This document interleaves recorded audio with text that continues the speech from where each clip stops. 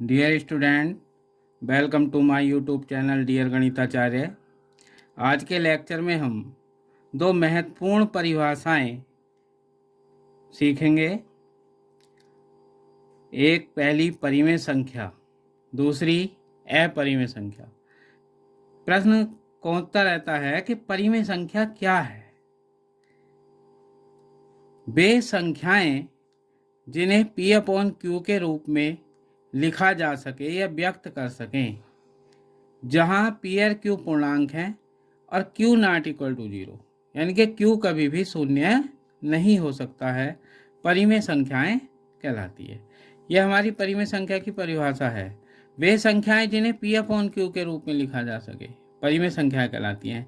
यहाँ P और Q क्या है? पूर्णांक है, जिसका हर Q कभी भी शून्य नहीं हो सकता।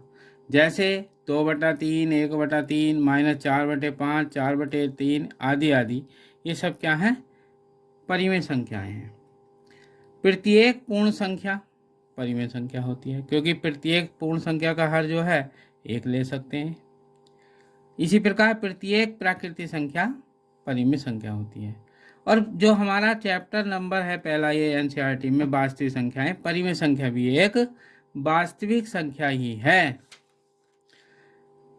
तो हम सब समझ गए होंगे कि परिमेय संख्या की क्या परिभाषा है। वे संख्याएं जिन्हें P अपॉन Q के रूप में लिखा जा सके, इसमें Q कभी भी हर जो है शून्य ना हो, तो परिमेय संख्याएं कहलाती है। इसी श्रृंखला में अपरिमेय संख्या किसे कहते हैं? तो वे संख्याएं जिनको दशमलव रूप में व्यक्त करने पर वे अशांत और अनावर्ती दशमलव के रूप में होती हैं, अपरिमेय संख्याएं कहलाती हैं। एग्जाम्पल के तौर पे हम देखें तो 2.1001000 ये क्या है? एक अशांत अनावर्ती दशमलव है, तो ये क्या होगी? हमारी अपरिमेय संख्या होगी। ठीक दूसरा एग्जाम्पल है 1.76776, ये भी अशांत अनावर्ती दशमलव है, तो ये भी अपरिमेय संख्या होगी। पाई जो है ये भी एक हमारी अपरिमेय संख्या है। ये बहुत पूछा जाता है बहुविकल्प प्रश्न में, दे दिया पाई दे दिया और उसमें और परिमेय संख्या दे दी, वो कहेंगे इनमें से कौन सी अपरिमेय संख्या? तो पाई हमारी क्या है?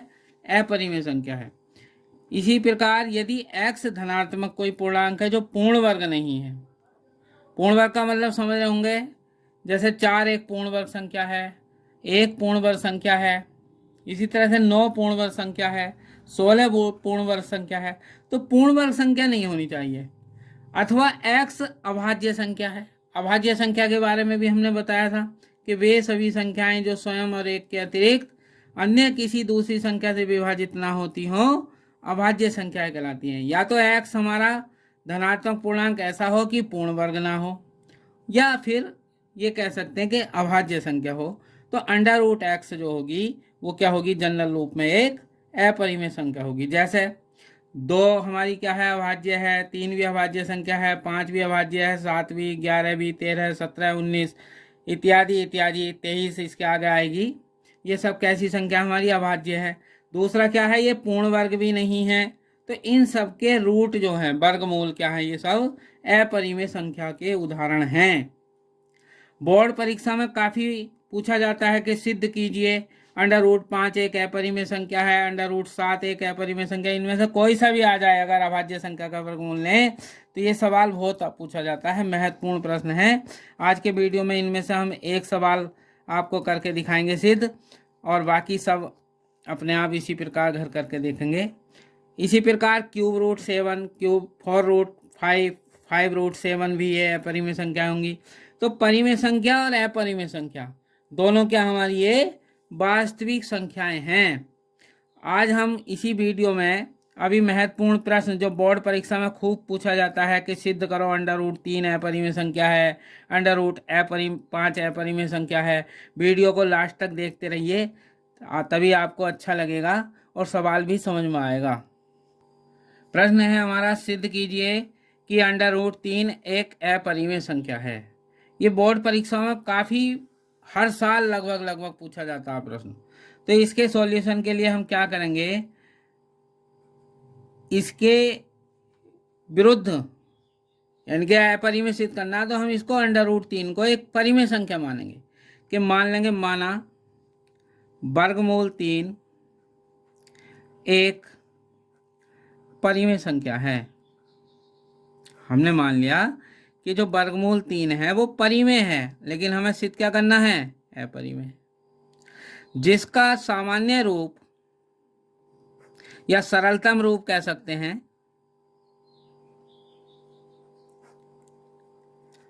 P/Q है।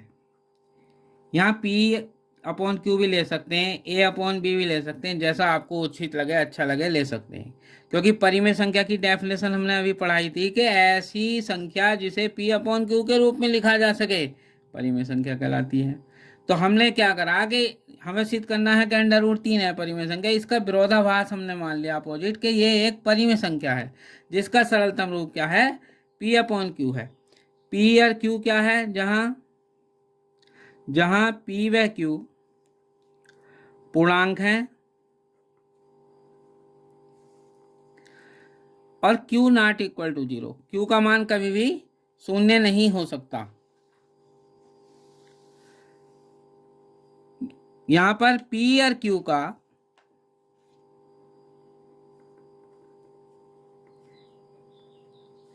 एक के अतिरिक्त अन्य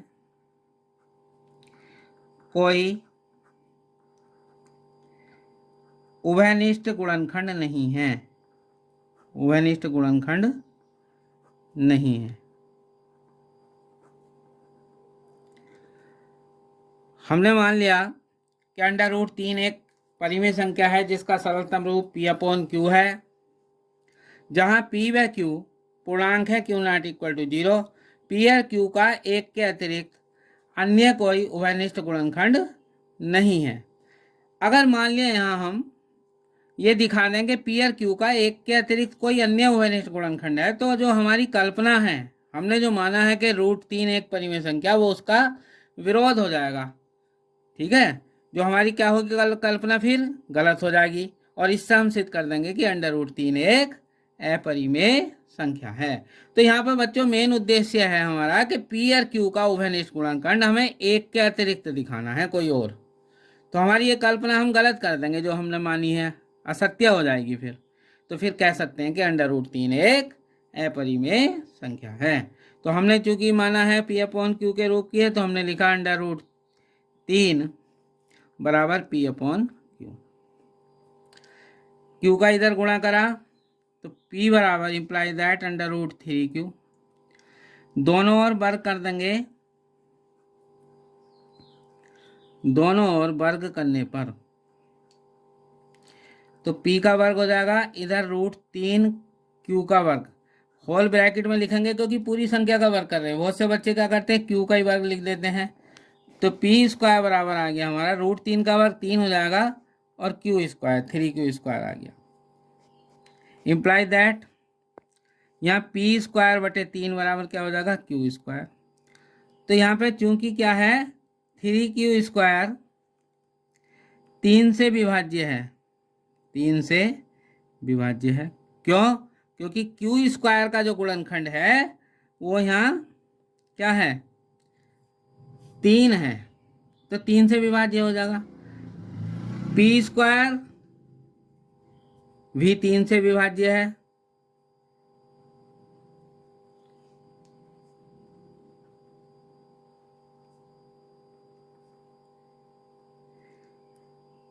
तो P भी 3 से विभाज्य होगा।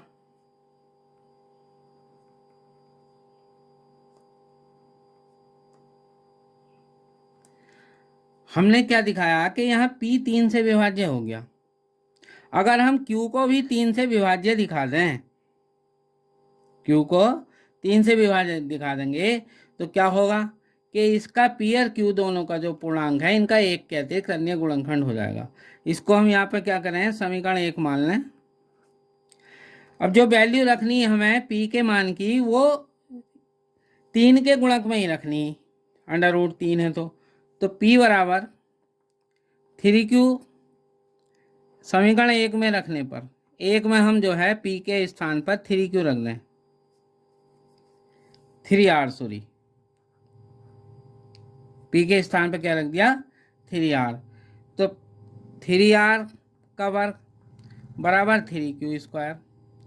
तो 3 का वर्ग हो जाएगा 9 और R का वर्ग 9R² हो गया बराबर 3Q²। 3 से इसे काट दिया तो 3 तिया 9। तो इम्प्लाइज दैट Q² बराबर क्या आ गया हमारा, 3R² आ गया। ये इम्प्लाइज दैट Q²/3 बराबर R²। ठीक, यहाँ क्या है, क्योंकि 3R² 3 से विभाज्य है,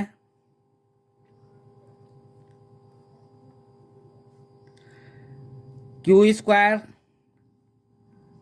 भी 3 से विभाज्य है,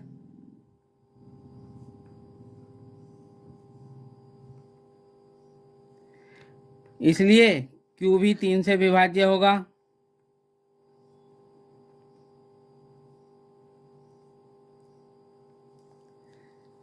अब हमने यहाँ दिखा दिया कि P और Q जो हैं दोनों 3 से विभाज्य हैं। तो इनका मतलब क्या हुआ कि P और Q का जो एक उभयनिष्ठ गुणनखंड हुआ वो 3 के अतिरिक्त और होगा। यहाँ पर क्या है कि P और Q 3 से विभाज्य हो गए दोनों, तो इसका मतलब हो गया P तथा Q का एक के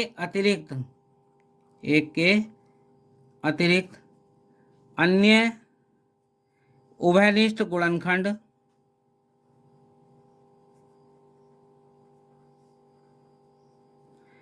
तीन भी है। अतः यह हमारी कल्पना का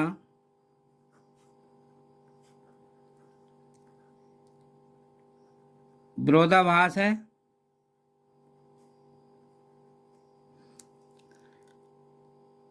अतः हमारी कल्पना गलत है।